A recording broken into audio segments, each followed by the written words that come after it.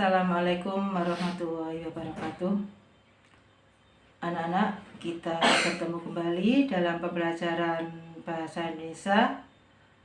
Kali ini Bu Nur Fadila akan menjelaskan tentang pidato persuasif. Sebelum pembelajaran, marilah kita berdoa agar dari pembelajaran ini nanti kita diberi kemudahan dalam menerima ilmu. Berdoa menurut agama dan kepercayaan masing-masing. Berdoa mulai. Selesai. Bagaimana kabar kalian semua? Sehat bukan ya? Semoga Allah Tuhan Yang Maha Esa selalu memberikan kesehatan bagi kita semua dan bisa terhindar dari bencana COVID-19. Amin. Sudah siapkah kalian mengikuti pembelajaran kita hari ini? Sudahkah kalian mengisi daftar hadir pada SIA yang biasanya kalian isi sebelum pembelajaran? Mari cermati penjelasan berikut ini. Pembahasan kita kali ini, teks pidato persuasif, itu meliputi KD 3.3, 3.4, 4.3, dan 4.4. Tujuan pembelajaran kita kali ini, setelah pembelajaran kalian diharapkan nanti yang pertama mampu menyimpulkan isi pidato, mampu menyimpulkan struktur teks pidato persuasif, mampu menyimpulkan ciri-ciri kebahasaan teks pidato persuasif, yang keempat, mampu menulis teks pidato persuasif, dan yang terakhir, mampu menyampaikan pidato persuasif secara lisan. Berikut ini akan disajikan video. Silakan ditonton, dicermati video pendek tersebut. Silakan. Assalamualaikum warahmatullahi wabarakatuh.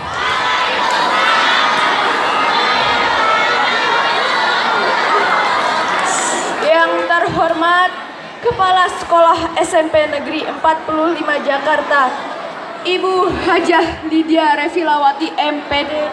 Yang saya hormati Bapak Ibu Guru beserta staf karyawan sekolah, dan tak lupa teman-teman yang saya banggakan.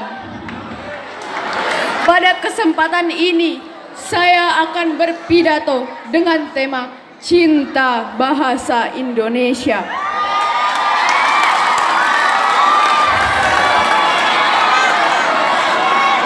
Teman-teman yang berbahagia, bahasa merupakan kemampuan yang dimiliki oleh seorang manusia yang digunakan untuk bertutur kepada manusia lainnya, baik menggunakan kata maupun gerakan.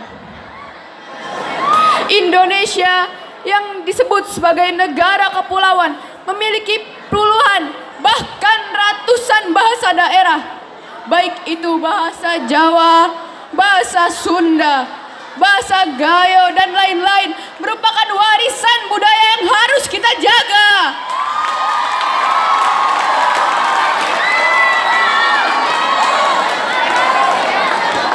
Tapi dapatkah kita menguasai ratusan bahasa yang ada di Indonesia ini?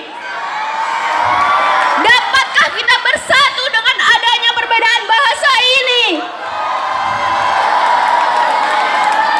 Oleh karena itu, tepat pada tanggal 28 Oktober tahun 1928, pemuda-pemuda dari seluruh daerah di Indonesia berkumpul bersatu demi keutuhan negara Indonesia. Sehingga lahirlah sebuah ikrar yang bermakna bahwa kita, bangsa Indonesia, adalah satu. Ikrar tersebut bernama Sumpah Pemuda, yang berisi kami, putra dan putri Indonesia, mengaku bertumpah darah satu tanah Indonesia. Kami, putra dan putri Indonesia, mengaku berbangsa satu, bangsa Indonesia. Kami, putra dan putri Indonesia, menjunjung bahasa persatuan bahasa Indonesia.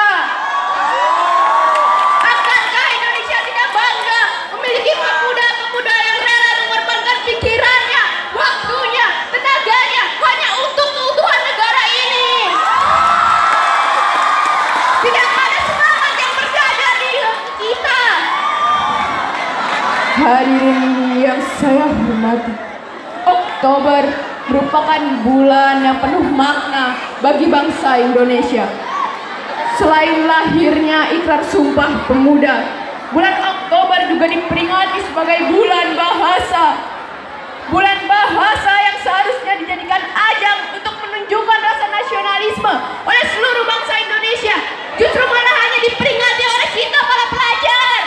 Apakah hanya kita para pelajar yang memikul beratnya rasa persatuan bangsa? Apakah hanya kita yang memiliki kewajiban melestarikan bahasa Indonesia? Sungguh hancur dan utuhnya negara Indonesia berada di tangan kita semua.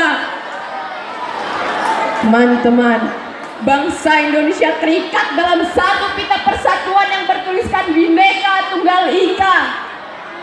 Pita yang mengikat seluruh pikiran, seluruh jiwa bangsa Indonesia ke dalam satu tujuan, yaitu persatuan dan kesatuan bangsa.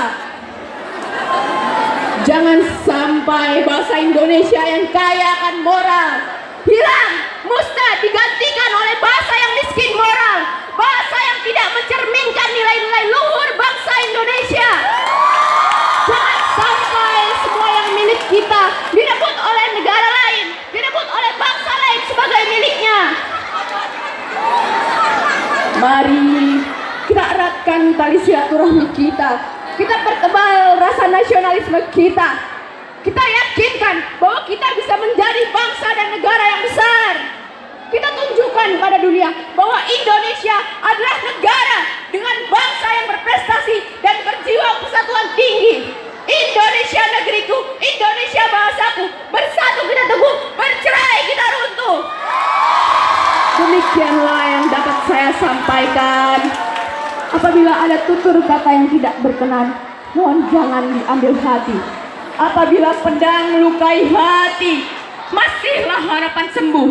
Tapi bila lidah lukai hati, kemana obat hendak dicari? Terima kasih atas segala perhatian. Mohon maaf atas segala kekurangan. Wassalamualaikum warahmatullahi wabarakatuh. Dari penjelasan yang ada di video tadi, coba kamu boleh berkomentar. Nanti komentarmu silakan ditulis di buku catatanmu. Komentar yang pertama, kalau kamu lihat, kamu cermati tadi video tadi, sudah lengkapkah struktur teks pidato persuasif pada pidato tadi? Yang kedua, jika masih ada yang kurang, struktur bagian apa yang belum terpenuhi? Yang ketiga, apa ciri-ciri kebahasaan yang tampak pada pidato persuasif tadi? Dan yang terakhir, bagaimana menurut pendapatmu tampilan teman kita di dalam video tadi? Selanjutnya akan saya jelaskan tentang pidato persuasif. Apa yang dimaksud pidato persuasif? Pidato persuasif itu merupakan pidato yang berusaha untuk membujuk secara halus atau mengajak pendengar dengan menyampaikan pendapatnya, gagasan, dan alasan yang jelas, masuk akal, dan dapat dipertanggungjawabkan kebenarannya. Setelah kalian mengetahui apa maksud, apa definisi pidato persuasif, marilah kita coba untuk bagaimana sih langkah-langkah menyimpulkan isi teks pidato persuasif. Ada beberapa langkah dalam menyimpulkan isi teks pidato persuasif. Yang pertama, kalian harus mendengarkan atau menyimak isi pidato secara lengkap. Kemudian setelah mendengarkan, coba kamu cermati apa sih topik yang ada di dalam teks pidato tadi. Kemudian mencatat butir-butir penting dalam pidato dalam catatan bukumu. Selanjutnya, kalian dengan catatan tadi bisa menyimpulkan gagasan, pandangan, atau pesan yang ada di dalam teks pidato. Selanjutnya, hal-hal yang diperhatikan dalam menyimpulkan gagasan, pandangan, atau pesan dalam teks pidato adalah yang pertama, memuat seluruh butir penting dalam pidato tadi. Selanjutnya, catatanmu nanti tidak boleh menyimpang dari isi pidato. Dan yang terakhir, simpulan tadi bukan ringkasan pidato, tetapi penafsiran pendengar terhadap hal yang disampaikan. Oke, selanjutnya kita bahas tentang struktur teks pidato persuasif. Apa saja struktur teks pidato persuasif? Kalian setelah mengetahui apa strukturnya, nanti bisa membandingkan yang ada di pidato teman kalian pada video tadi. Ada 3 bagian pokok pada struktur teks pidato. Yang pertama pembukaan, yang kedua isi pidato, dan yang ketiga penutup pidato. Di antara ketiga bagian ini nanti ada rincian lagi. Untuk pembukaan ada salam pembuka. Misalnya kalau secara umum biasanya di Indonesia menggunakan salam Assalamualaikum warahmatullahi wabarakatuh. Seperti itu. Kemudian ucapan salam penghormatan biasanya menggunakan kata sapaan. Nah, ucapan sapaan ini harus berurutan dari orang yang diundang tadi, yang jabatan tertinggi, kemudian berurut sampai jabatan terendah. Misalkan dalam pertemuan di sekolah, jabatan tertinggi adalah kepala sekolah. Maka ucapan salamnya diawali dengan yang terhormat Kepala SMP Negeri 2 Balongbendo, yang terhormat guru, staf, karyawan SMP Negeri 2 Balongbendo, dan seterusnya.